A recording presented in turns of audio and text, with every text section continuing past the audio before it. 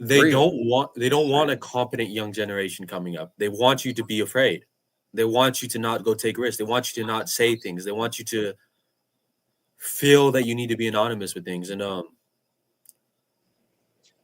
it's just fear mongering. Fear is the mind killer, and it's what's been perpetuated to you over and over and over and over and over.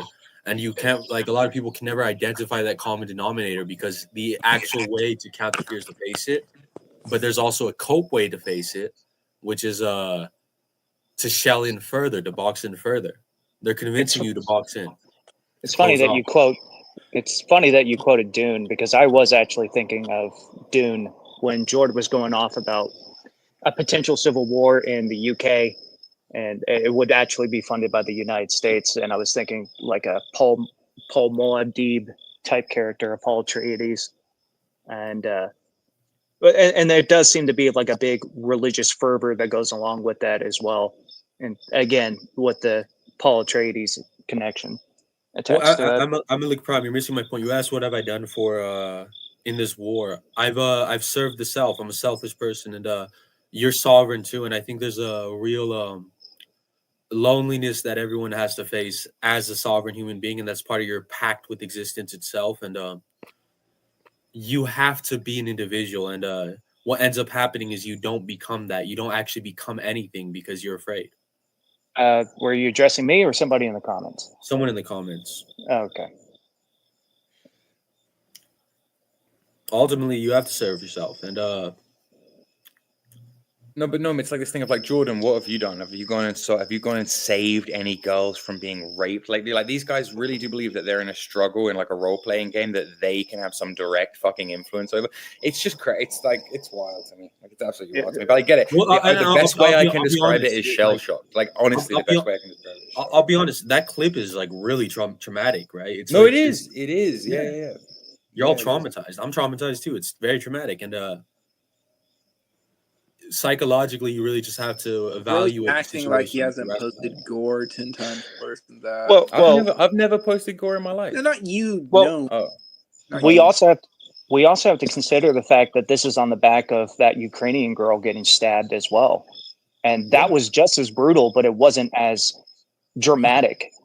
Because when I remember watching that clip, like you don't initially see all the blood gushing out. Well, she didn't even realize she got stabbed because of the adrenaline. Yeah. Like, she didn't know what was going on, right? And that's what your body does. Your body's incredibly powerful. Like, cover it. If you're not hit somewhere where you're immediately going to bleed out. She sat on that bus in absolute terror, and had a really excruciating, horrible death. And it was just like like I say, I'll be honest, I haven't even seen the whole clip. I've seen the edited clip of that because I don't go out looking for gore, right? I saw the bit where the guy stabbed her. I saw the bit of the guy walking off the thing covered in blood with the blood dripping on the floor. I didn't need to watch the full extended cut of her bleeding out on the bus, right? I didn't want to do that to myself to know what that happened.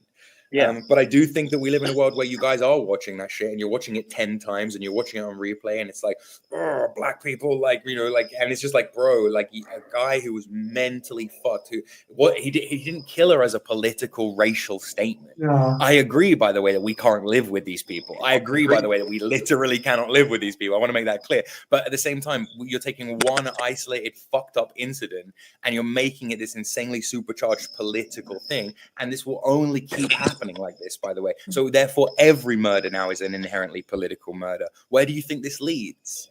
It only leads to like civil unrest and civil war. That's why I said what I said at the start of this. Well, I'm going to go further though. I don't think it's the civil unrest people think. We're already in civil unrest, and it's the authority to lock down the whole world in 2020. It's they want you to just be at home. And I'm not saying you need to go start a civil war. I'm saying you need to live your life. I would argue that we've been in civil unrest for the past 15 years, honestly. We have, but it's picked up significantly since Trump's life. Well, actually, specifically since 2020, that Elon posted this graph the other day that was like showing the death and murder rate in America. And around the time of COVID, it fucking 10x'd. The whole violence in America situation has exponentially increased over. Well, like the guy who stabbed the Ukrainian girl, he has a history of this, and they just keep letting him out. And it's like, why do they do that? There's something Fed related to that. I'm certain. It's because mental institutions are are racist. And the I wouldn't even take the like Fedi conspiratorial angle on that. I would be like, your prisons are overpopulated. They're always letting out nutcases. They're always there's always something of like. I've been quite down the rabbit hole of like Fed involvement, especially in the age of media, and like, I mean, even going far back, like Ted Bundy just walked out of prison twice. Ted Bundy. So there's a like if you're referring to CIA serial killers of the whatever, like yeah, sure, but this isn't that. This is just a schizophrenic that has been let out of jail multiple times. It's because we no longer have institutions for schizophrenics, and you can't legally hold them if they don't commit any crime. And he did commit crimes though. Nothing violent enough to get him a serious sentence. Didn't he stab multiple people? No. This isn't his first time stabbing someone? This is his first time stabbing someone, yes. Interesting. I would also argue that we have a very lax criminal system. Yeah, we have overpopulated prisons, but we also have a bunch of people who are not willing to convict a lot of those people that are actually in prison. Yeah. And the problem like that is exaggerated in the more lefty states, I've noticed, where they don't seem to have any regard for like law and order. We stopped punishing people with how they should be punished. Like there was a time in America where we just put the mentally ill in an institution and left them there for the rest of their lives, and that's for everyone. But now we don't do that. So now those people just walk around the street. There's a big difference between Ted Bundy and his like CIA MK Ultra stuff and just this random schizophrenic walking around shanking people. I don't think it's all social engineering. I don't think it's that as disconnected as you would think. See, I fluctuate between like I like to use Occam's razor. I like to be simplistic about it. I don't know if I would go as far as to say the Charlie Kirk's recent shooting or the arena incident on the bus, if that was social engineering. But I look at, for example, the recent Trump assassination attempt and the media silence around it and stuff, and I'm like, nah, that is weird. I just tend to reject all-encompassing conspiracy theories. And I think, honestly, to a certain extent, that's healthy, but so is keeping an open mind. You know? Well, like even outside of just like, oh, the CIA let him out, it's like there is a the way society goes is social engineering, and there's a cultural impact of Ted Bundy just walking out of prison twice. There really is, and it's quite interesting. Well, the reason Ted Bundy walked out of prison twice is because like it was like the 70s and we didn't like have any of his DNA or anything. It wasn't until he got caught the last time that people like really figured out how many people he'd killed. Like there weren't any police records at the time, so if you were a serial killer, you could just hop the state and be fine. Yeah, like Epstein's cell guard just wandering off. Well, speaking of serial killers, I do find it interesting that the new serial killers are the ones that are more willing to identify with a different gender. I do find that kind of interesting. And and also speaking of mental health, I mean, ever since 2012, we have also always considered people who related more with the opposite gender as a mental illness.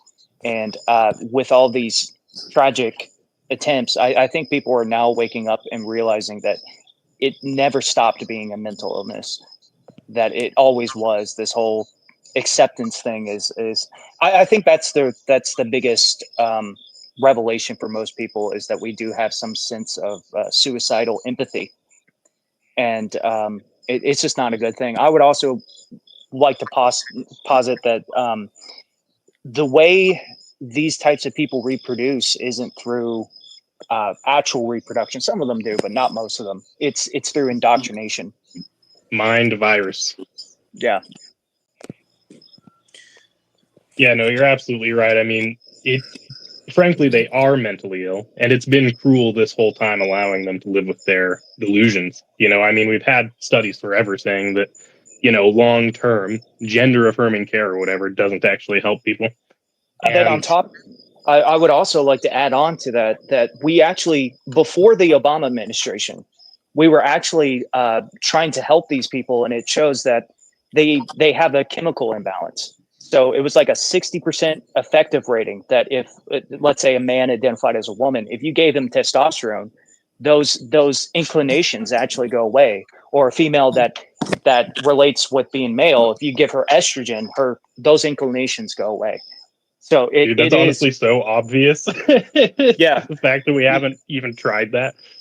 since the we Obama did. administration. That's crazy. Yeah, we did, but because it was considered bigoted, we stopped doing that, and that was back in 2012. like no dip when you say it out loud. Like, Yeah, it's just the worship of equality and individuality and whatnot that's like led us like, you can't lock up schizophrenics because they're just made like that. You can't lock up bipolars because they're just like that. It's like I heard, although like things might be moving in a somewhat better direction. I think Trump recently said he's going to reopen institutions. So if we can get back to just like sending people where they belong, like that'll probably help the country significantly. yeah. Well, treating everyone as equal is of course cooked. Plato said that justice is when the better part rules the worse part, and Peace, man. ultimately that's true. Thanks for joining us. I'm gonna bring in Lucky then, make room for someone else. Yeah. Evening, fella. How are you? Well, I'm just chilling, having another ciggy in the dark outside. I'm doing the same thing. I can hear you chirping. Sorry, what's your reaction to this, Lucky? Well, I'm largely just disconnected from a lot of mainstream shit, so I heard of it when I checked Telegram for 2 minutes in between two jobs earlier today, and it hasn't been on my mind. I find that now, obviously, like my sobriety has influenced me to just like take things in the moment, right? Because time isn't linear, and retrocausality is literally a thing that we're combating. To where these entities, whatever they are, can literally manipulate so many aspects of reality to the point where like trying to fight it with any sort of political system or discourse is really just useless. And so you have to transcend it, right? Now, I'm not going to get all hippy dippy for no reason. I'm not just going on this spiel just because. The fact of the matter is that if you're giving this particular incident more power than is deserved, right? Because Charlie Kirk is like the dude that we would meme on and call like a fucking chud and a larper and a loser because he's very milquetoast, right? Doesn't really stand up for right wing ideals, but now we're going to take it seriously because he got shot, and then like it's just all over the place. What you mean. So, There's some hypocrisy there. When I think about it, it's like Charlie Kirk's not like a super important political figure, but I think that's kind of like the leverage point of it. It's like you could have talked to Charlie Kirk if you wanted to, and I think he's a pretty important political. I think he's like a pretty super important political figure, honestly. Yeah, but by the like, way, I just want to say I think Charlie it's Kirk wasn't what super disconnected from you, and I think that's kind of like the fear mongering of it, right? Like he was just in the crowd with the people. Well, is it really fear mongering though? I think it's just not necessarily another psyop, but it would have had to have been someone for the zeitgeist to remain the way that it is. So obviously, it's unfortunate when anyone gets harmed to the point of like destruction. I could be more concise. I find myself constantly saying that, but so I mean, if it wasn't Charlie Cooker, it would have been someone else. So yeah, and reacting to it in the way that a lot of people are is just fueling what the beast, so to speak, is requiring. So is it fear mongering?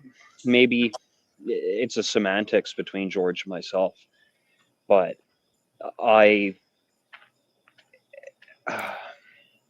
it's a difference, not a distinction.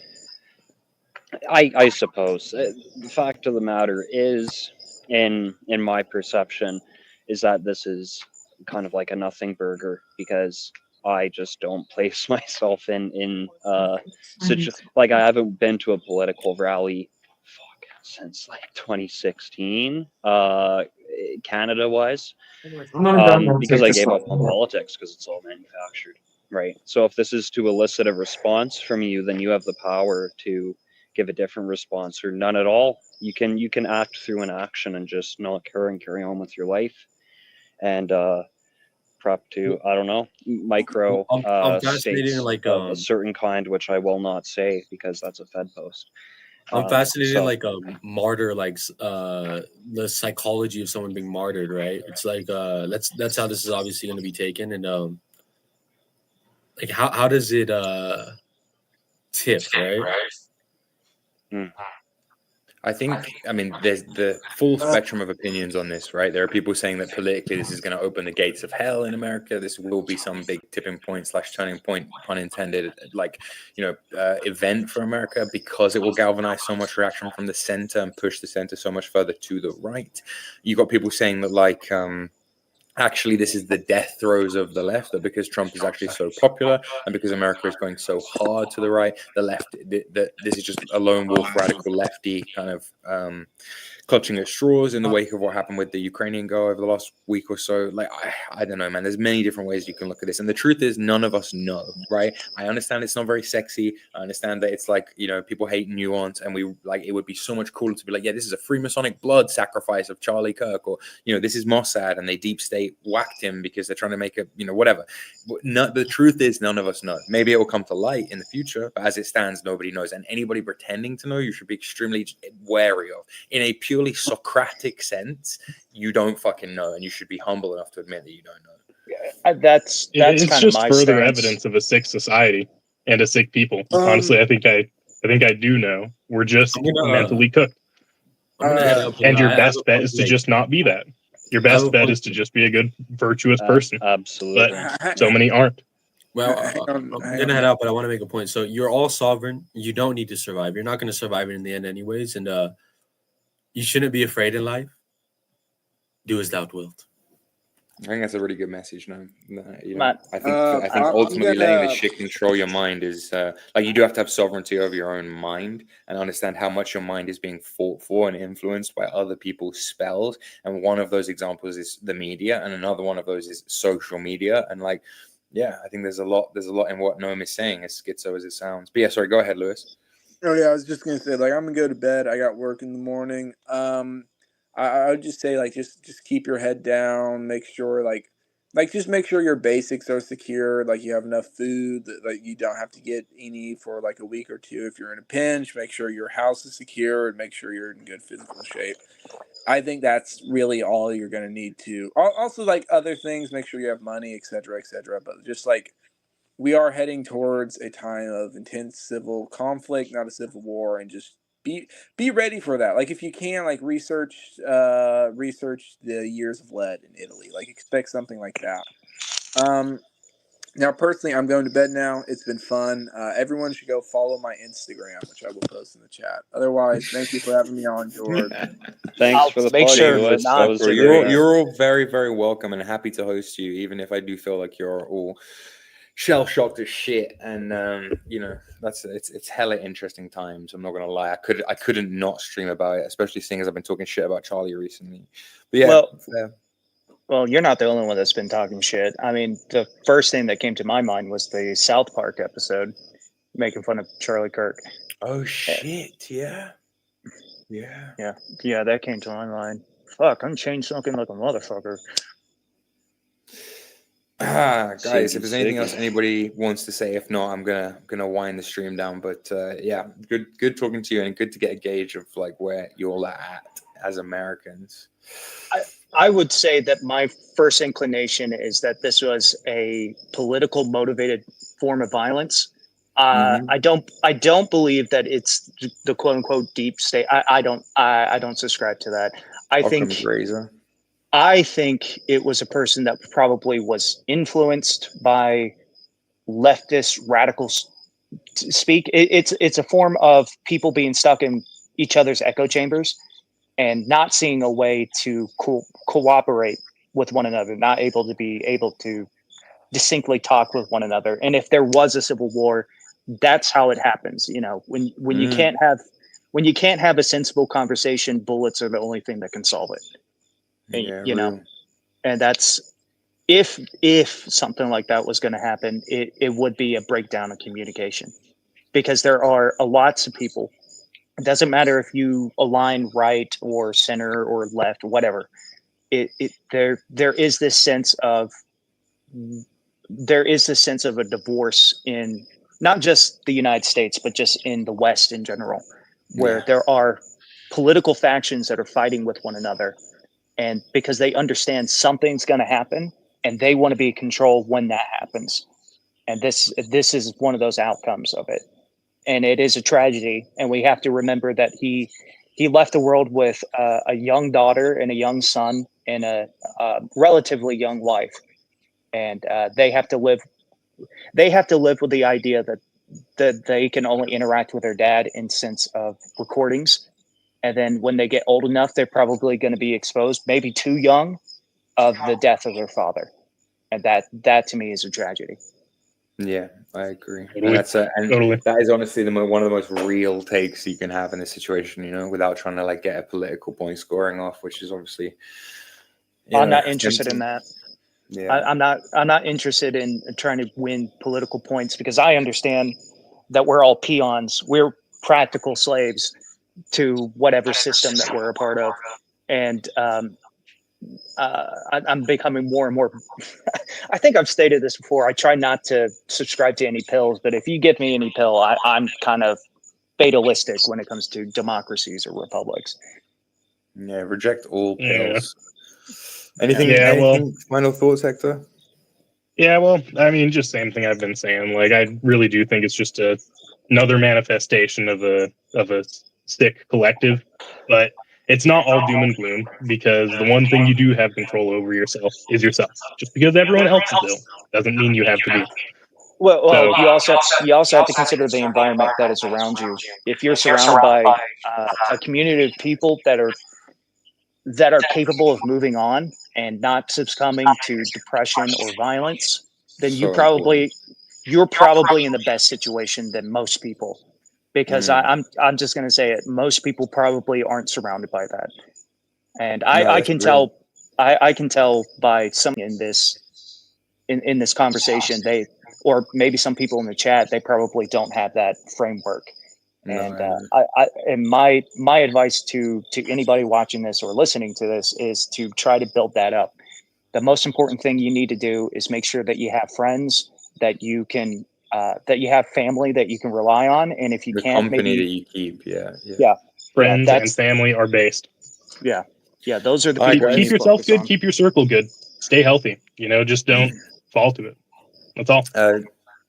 Good night, or of course, if you're listening from Europe, good morning, and God bless. Thanks for joining me. Good night, everyone.